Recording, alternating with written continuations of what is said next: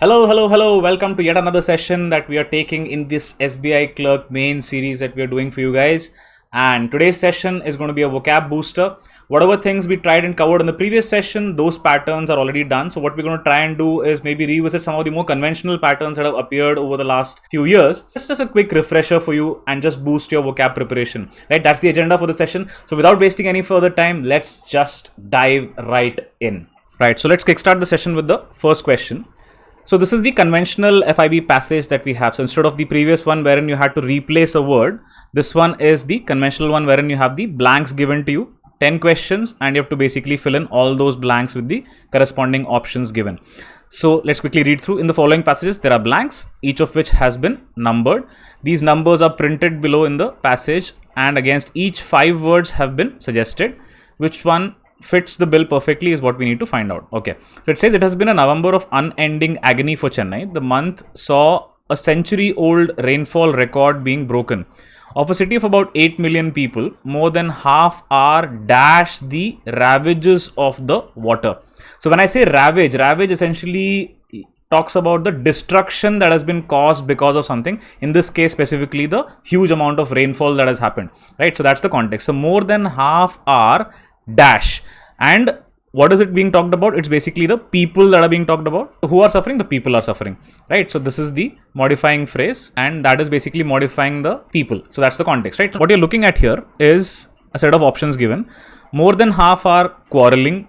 Does not make much sense because it's not a question of them quarreling or fighting about anything. Squander basically refers to some kind of an advantage being given away. Right, so when you let go of an opportunity, then it is basically known as a squander. So it doesn't make sense here as well. Okay, so what am I looking at here? It's basically saying of a city of 8 million people, more than half are dash. So whenever I'm talking about the negative impact of the water, I'm essentially looking at they are having to go through this bad period, right? They are facing this bad period. So that is the word that I'm looking for, right? So one of the possibilities is they are battling the ravages of the water, quite possible. They could also be suffering the ravages of the water, but squatting is basically sitting down at one place and occupying that place. That is what squatting means. In this case, it does not make sense. So squatting also will not fit in. Squandering also does not fit in. So between battling and suffering is the options that we need to decide. So the problem is when I say suffering is a negative word in the connotation that you're suffering silently, letting go of things. That is the point, right? But when I talk about things like an unending agony, okay, and the fact that you are actually trying to fight it, right? Many dislocated from their homes and makeshift shelters and all that. So essentially in this question, I have to look a little bit above and below to narrow down between battling and suffering because both of them are fairly close options. But battling basically signifies a higher level of drama wherein it says that, boss, I'm fighting against it. I'm not just suffering it silently, but I'm fighting against it. So that is where when you're talking about makeshift shelters, unending agony, all these are indicating that you're fighting against it. So which is where battling makes more sense than suffering. So just keep one thing in mind, that I have to look at the best possible option that fits the context, right? So there is nothing called as a wrong answer. We have to look at the best answer, which is where battling makes more sense, and that is my correct answer for blank number 1. Perfect. Let's move on to the second one. It says many dislocated from their homes. So there again refers to the people only, and taking dash in makeshift shelters, right? So when I say taking dash, they are basically taking accommodation in makeshift shelters. Now taking sheltering in shelters does not make much sense. It sort of kind of feels like a repetition. Taking food in makeshift shelters again does not make sense, right? Because immediately after that, what it says in makeshift shelters, some on rooftops, right, waiting to be rescued. So there the context is not food, there the context is the place of stay, right? That's the whole idea, because it says on rooftops and dislocated from their homes. So the main agenda here is in the roti kapda makan sequence. Here makan is the most important aspect, or the home is the most important aspect being talked about in this particular blank, which is where food and clothes will not make sense, right? Now taking peace in makeshift shelters does not make sense because generally you don't take peace, you make peace, right? That's the connotation. So you make peace. When I say I have made my peace, with this argument means that I have let go. I have kind of said, okay, fine. Your thought is your thought. My thought is my thought. Let's agree to disagree. So I've made my peace. That is the context. Here, take peace does not make much sense. So that is also eliminated. So the only option left is refuge. And if you don't know the word refuge also, you remember the movie Refugee, right? So Refugee as a movie talks about someone taking shelter somewhere else. That is the context. So you're taking refuge in makeshift shelters. So refuge fits the bill perfectly, and that will be my answer. Let's quickly move on to the next one. It says trains and flights are dash, and the few buses that somehow manage to leave are desperately dash. So I look at trains and flights are dash. Now, one thing which I surely know is that because something has happened to them in the negative context, right? And there are few buses that are plying. So definitely not surrounded. Doesn't make any sense. Surrounded matlab gher liya. They are covered from all sides. Doesn't make sense, right? Trains and flights are zeroed also does not make any sense. So generally you say zeroed in on something. So when I say zeroed in on something, it means that that is the point of focus. That's the point of attention. But here, trains and flights are zeroed in also doesn't make any sense here, right? So which is where zeroed itself alone will not make sense. So what do you mean by trains and flights are zeroed? It doesn't make any logical sense as far as English is concerned, not the right usage. The number of trains and flights have become zero is a possible usage, but again, it does not make any sense, right? Trains and flights are flooded. It sounds a little weird because if trains and flights are flooded, how are buses plying? So that is also not possible. If I say trains and flights are evacuated, doesn't make sense because trains and flights are the mobile transport mechanisms. So the houses will be evacuated, or evacuate means what? You're moving away from that particular place. Your house or your shelter has basically been destroyed and you need to be moving to some other place. That's the context of evacuated. Now, it's not a case of a hijack or something of that sort wherein your train or your flight has to be evacuated, right? So it doesn't make sense. So this option will also not fit in. So the only option that fits in is grounded, which means that your trains and flights cannot move forward. In the context of English, generally you say a parent's giving your children a punishment saying that you're grounded for 1 week. What it means is that for 1 week you cannot go out. Similarly, the context here is when I say your flights and trains are grounded, it means that they have to stay at the same place and cannot move forward or cannot come back. That's the context, which is where option B fits the bill perfectly, right? And that will be my answer. Let's move on to the next one. It says the few buses that somehow manage to leave are desperately dash. So if I say that few buses that manage to leave are desperately, it could be overcrowded, right? So which means that there are too many people going in because there are no flights or no trains available, right? So desperately moving is actually a positive word. So it does not help this particular clause. Because why do I sense that it's a negative word here? Because it says somehow manage. किसी ना किसी तरीके से आगे बढ़ रहे हैं, right? Which means कुछ तो slightly there has to be a negative word over here, right? So desperately stopped does not make sense because trains and flights are already stopped. How can buses also be stopped, right? Are desperately relocated also does not make sense because they have to be at that location only for them to carry the passengers. So relocated also does not make sense. So when I say shunted, it usually refers to being pushed or forced. That's the context. So when I say they somehow managed to leave, are desperately pushed or desperately forced does not make any sense because ideally they would want to carry passengers and protect them. So there is no context of pushing them or forcing them, right? So this also does not really make that much of a sense. But when I say packed, it makes a lot of sense because the buses are full of people and they have to be carried in much bigger loads because your trains and flights are not plying. So packed makes the perfect sense in this case. Okay, let's move on to the next one. The city in better days, a throbbing automobile and IT hub, has dash damages worth 15,000 crore. So somehow it has incurred damages. More damages have happened to that particular city, which was otherwise a throbbing automobile and IT hub. It has incurred damages, right? So let's try and understand which of these options fixed. When I say managed damages, right? So technically none of this flood situation was under the city's control. So they could not have managed it, right? So the damages could not have been managed. It could have definitely suffered damages. See, you don't gain from damages, doesn't make any contextual sense over here, right? Now, the city itself has not caused damages. The damage has been caused by the excessive rainfall. So that also does not make sense. Has occurred damages. Now damages have occurred is a better fit, or you can say damages to the tune of 15,000 crore have occurred. Occurred does not fit in the correct grammatical sequence over here. So the only option that I'm left with is suffered damages, right? That's the perfect fit in this particular case. Okay, let's move on to the next one. What does it say? It says apart from Chennai, at least 4 neighboring districts in Tamil Nadu, apart from Nellore and Tirupati in Andhra Pradesh, have dash far in excess of their usual quota of winter rain. So what it says is, इनको जितना मिलना था उससे ज़्यादा मिला. They've got more than what they usually get. That's the context, right? So they have received more rain. See, rain is something that they cannot provide. Doesn't make sense, right? They cannot gain more rain. Again, does not make much sense over here.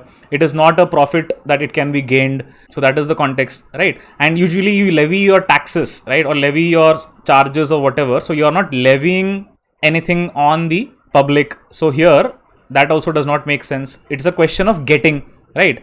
So between achieved and received, the context is here we are talking about significantly higher quota of rain. Okay, so achievement would have been a case wherein they had done something about it and because of which more rain came.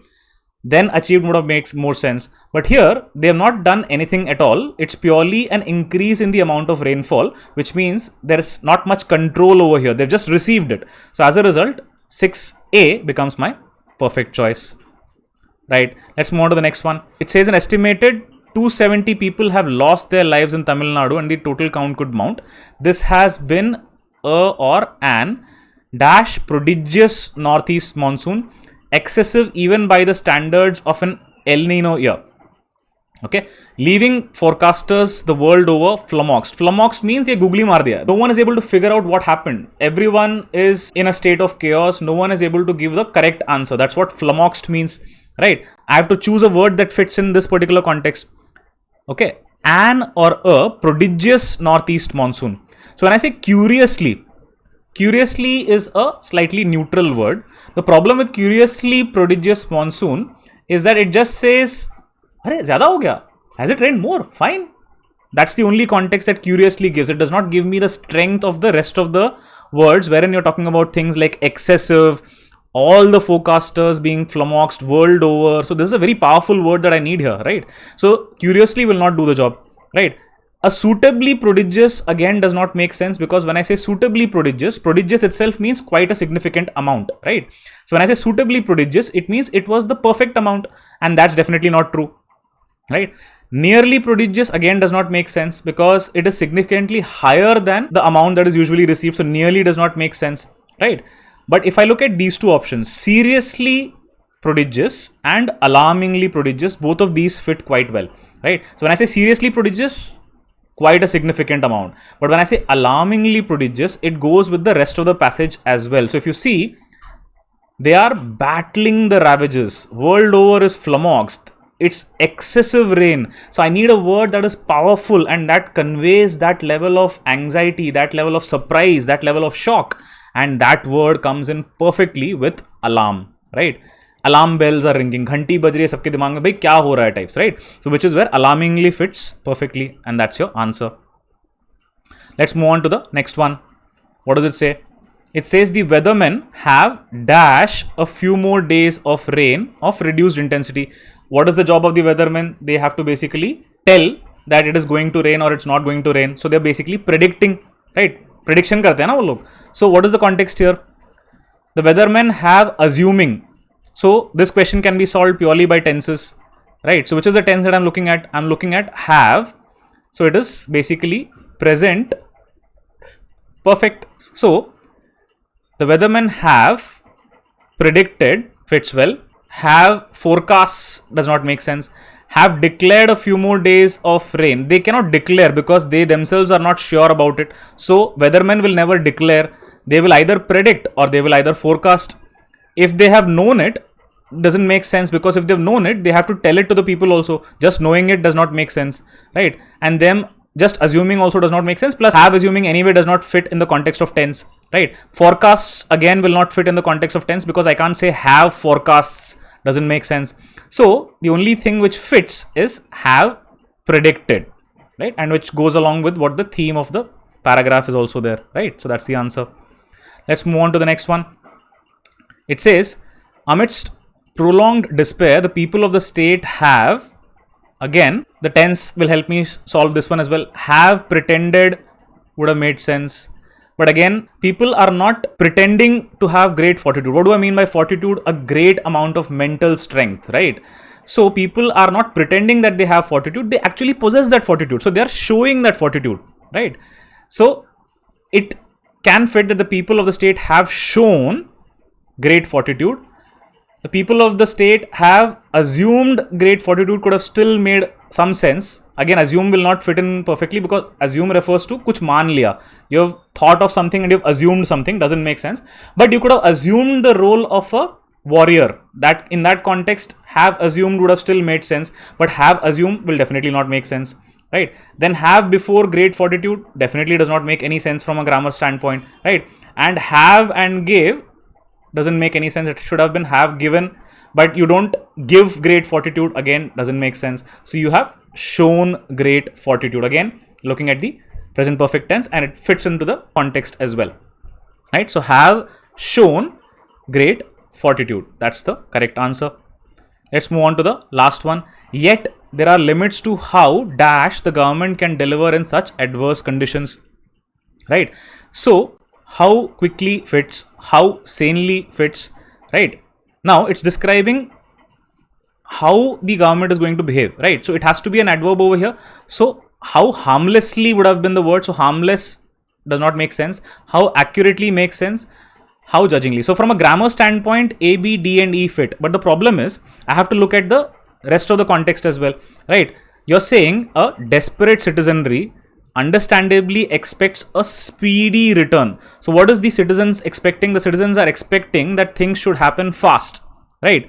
So if the things have to happen fast, judgingly will definitely not make sense because it is time for action. It is not time for passing judgments. Accurately will not suffice. It has to be quick. Sanely makes sense, but again, it doesn't convey speed. The only thing which conveys speed in this case is quickly, and that indeed will be my answer. Right. Okay. Let's quickly move on to the next pattern. Okay. What does it have here? Again, it says a passage with 3 blanks followed by 5 options given. Each containing one word is given. Choose the word that can fill in all the 3 blanks. So it says in finance. So as soon as I read this, I look at all the options here. All of these words fit in that context, probably not brand. So I would have probably eliminated brand and barter right at the beginning itself. But let's try and see rest of the stuff as well. It says all my options are consonants, so it's fine. A dash is an instrument of indebtedness. So I'm talking about debt security. My answer is straight bond. I don't need to go beyond that in any case. Now, when I'm talking about an instrument, definitely bankruptcy is not an instrument. So it has to be either a stock or a bond. And as soon as I say debt, it has to be bond only. That's the confirmation. Let's cross check it in any way. In finance, a bond is an instrument of indebtedness. The bond is a debt security. Thus, a bond is a form of a loan or IOU. Perfect. So in the context of what we are looking for, bond fits perfectly, and that indeed will be my answer. Let's look at the next question in this type.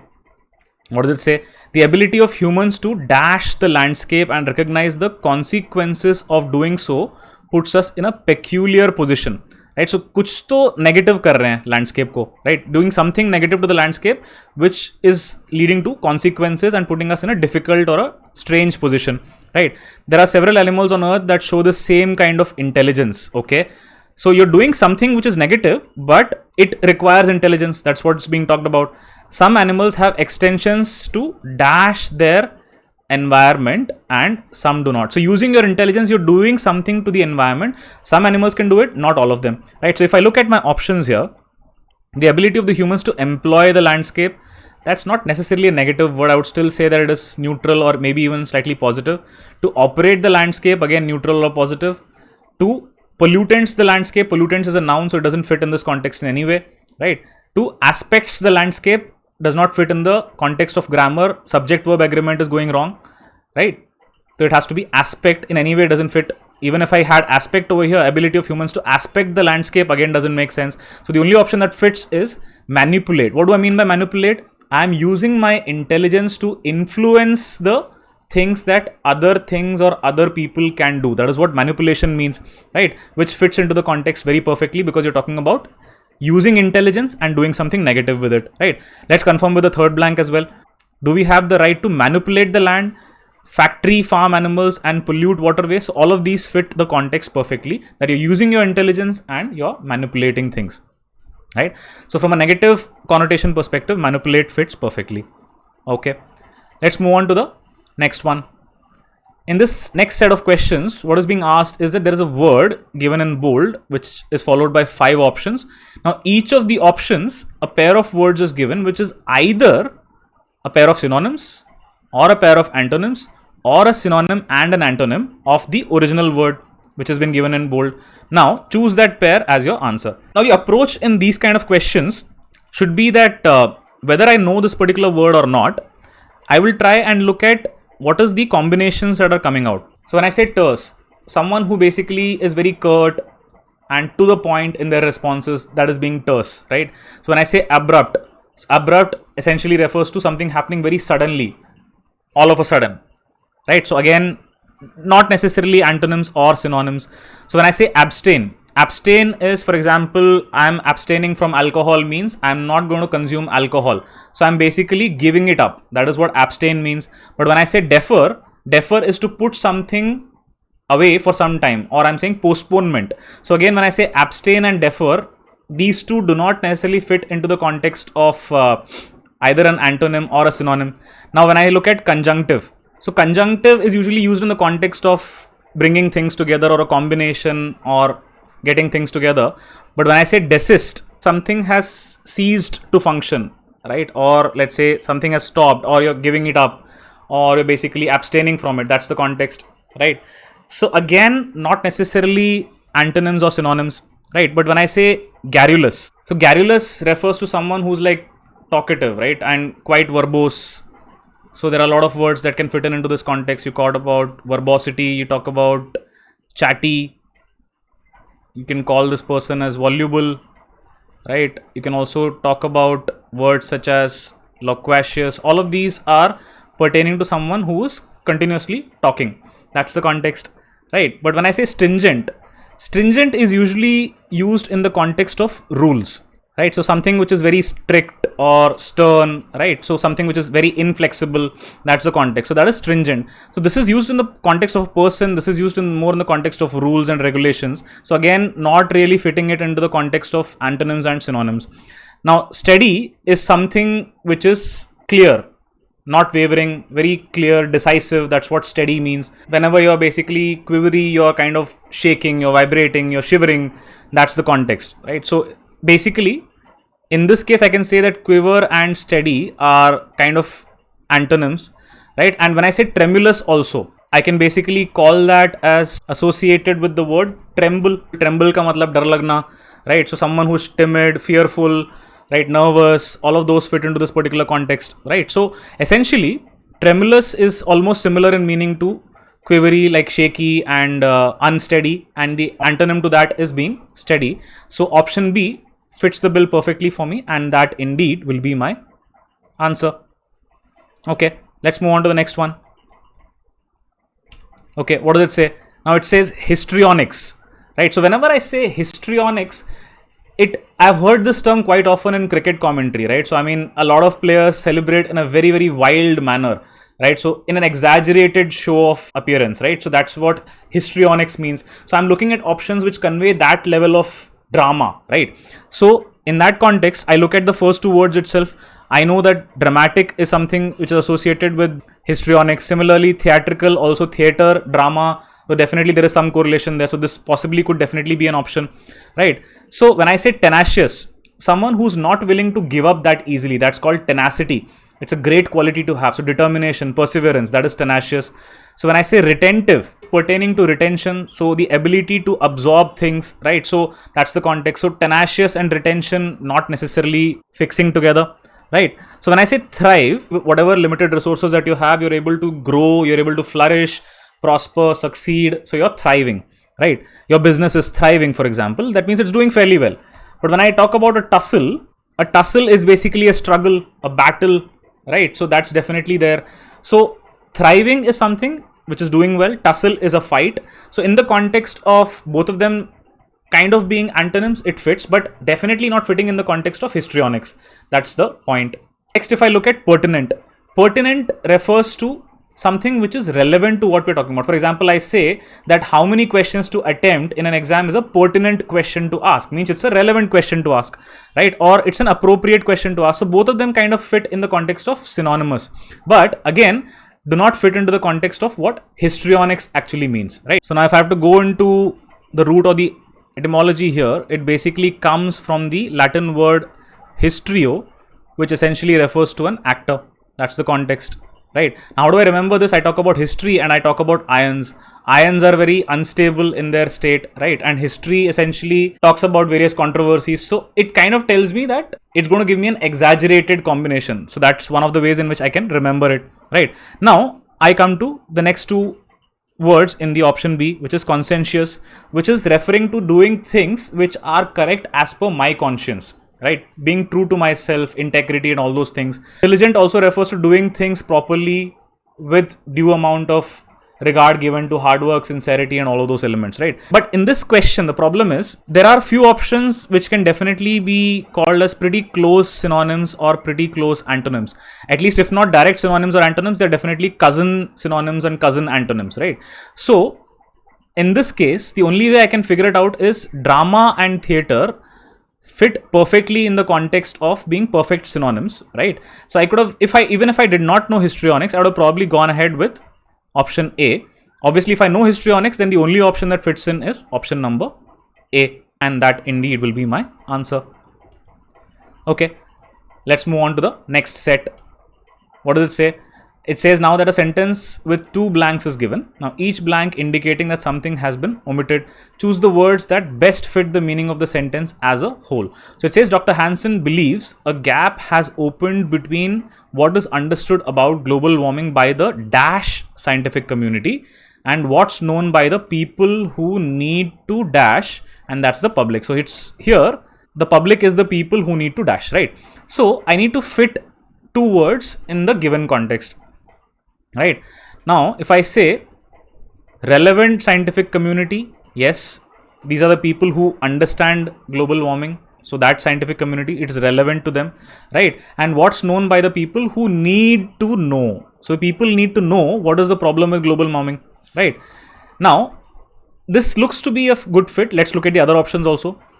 By the notable scientific community. So are you going to tell only the notable or noted or renowned scientific community about global warming? No, right? You're going to talk about global warming to all the people who need to know about it, right? Which is the correct set of scientific community. So notable is not the correct set in any case, right? And when I say who need to notice, so people noticing it, which is the general public, is not going to help. If the governments and the global bodies notice it, then at least it will make some sense. But people noticing it will not help in any way, in any case, right? Now, people will not notify, right? Because they will only be notified. They themselves will not notify because they are not the ones who have knowledge of the information. So people will not notify, right? Vital can still fit in, but notify will not fit in. So this option is eliminated, right? Now, important scientific community is fine, right? But what's known by the people who need to perceive, right? So what the people perceive will essentially depend on what is being told to them, right? And whether the perception is good or bad is something which the people will themselves decide. They will think of global warming as good or bad depending on what's being communicated to them. Now, even after what is being communicated to them, it's up to the individual person to decide whether he perceives it as good or he perceives it as bad, right? So it's not a question of perception here. It's a question of making them realize that something like global warming is happening, right? So who need to understand still fits in, right? But what do I mean by supreme scientific community? Are you saying that only the guys in the scientific community who have basically got, let's say, the highest civilian honor, for example, Bharat Ratna in India, only those scientific community are you referring to? No, right? It is going to be talking about the people who are most critical to global warming. Those people need to know. So supreme does not make any sense, right? So again, supreme gets eliminated. Understand would still would have fitted. Important would have fitted, but perceive won't fit, right? Notable, again won't fit, and notice in any case does not fit. So the only option that fits the entire bill is relevant scientific community and what's known by the people who need to know. They need to be given the information. That's the whole idea, and that's the correct answer in this case, right? So they need to know. It's a neutral statement here. What they perceive out of it is entirely their choice, right? So that's not in my control, which is why this option gets eliminated, right? And that's my answer, which is relevant and no. Let's move on to the final question for the day. What does it say? It says, in the dash of its journey of 139 years, this newspaper has remained contemporary yet classic by effecting periodic design changes and taking a lead to dash new technology, right? So when I say taking a lead, it's definitely a positive connotation. So if it's taking a lead, it must be bringing in or introducing new technology. Let's try and see if I can find that kind of a word. Embrace new technology makes sense. Adapting to new technology would have made sense. So from a grammatical standpoint, it doesn't fit. Taking a lead to follow new technology, probably not the perfect fit. Clasp means to hold on, right? So it means to basically clutch. It's like a fastener, right? It's like a clip. So that's the context. But again, clasp new technology does not really make sense, right? Embracing makes sense because when I say embrace with open arms, you're basically welcoming it. That's what it means. So yes, embracing makes a lot of sense, right? You can also grab new technology, but the problem is technology is too vast and too huge for you to just grab, right? So that's the connotation in which it does not fit, right? But now let's look at the first blank also. In the beauty of its journey, somehow does not fit contextually, right? So because I'm talking about 139 years, it needs to signify that duration of time as well. So beauty does not signify that well, right? So next I talk about totality of its journey, it's fine, but adapting to does not make sense. So this option gets lost, right? In the era of its journey, right? Somehow does not make sense. So it says in its era of 139 years, it still makes sense. In the era of its journey of 139 years, somehow does not make sense. So this again gets eliminated. In the whole of its journey makes perfect sense, but claps does not fit in. So in the entirety of its journey, which means throughout the duration of 139 years, it has taken the lead to embrace new technology, right? That's the context. Again, if I look at from a positivity standpoint also, this is the most positive word that I look at the second blank, and that's why this option fits the bill perfectly. And that will be my answer. So that brings us back to the beginning of this 10-day series that we started for you guys, right? So I'm pretty sure that compared to what you felt at the beginning of the date of that announcement to today, you're significantly feeling a lot more positive than what you were at that point in time, because you've put in a lot of effort, you've done a lot of hard work, and it's time to just go out there and enjoy the process, right? Just relax. You've put in the hard work, you've done the work sincerely, right? It's now time to just go out, enjoy the process, give it an absolute best shot, and just leave whatever happens after that, right? As I keep saying, you should be satisfied with your performance in the exam. Nothing else really matters. Just ensure that you focus and put in enough effort so that on the day of the exam, you can come out of the hall and say that, boss, I could not have done better than this today, given whatever I had prepared. If you've given your best shot in that time duration, trust me, you could not have done better beyond that, right? So just stay positive, be in that positive frame of mind. Just remember what I talked about in terms of pessimists, optimists, and the realists. Forget about negative thoughts. Keep the positive thoughts coming in, but more importantly, whatever happens, I'm going to stay positive because I know that irrespective of the situation, I can adjust my sails to ensure that the wind turns in my favor. So just keep telling yourself that I am a realist, I'm going to make it happen, and it will happen for you. So on that note, keep practicing, keep working hard, and just go out there, give your absolute best shot, and enjoy this entire process. And trust me, you'll do really, really well. And wishing you all the best for the upcoming exam. See you guys.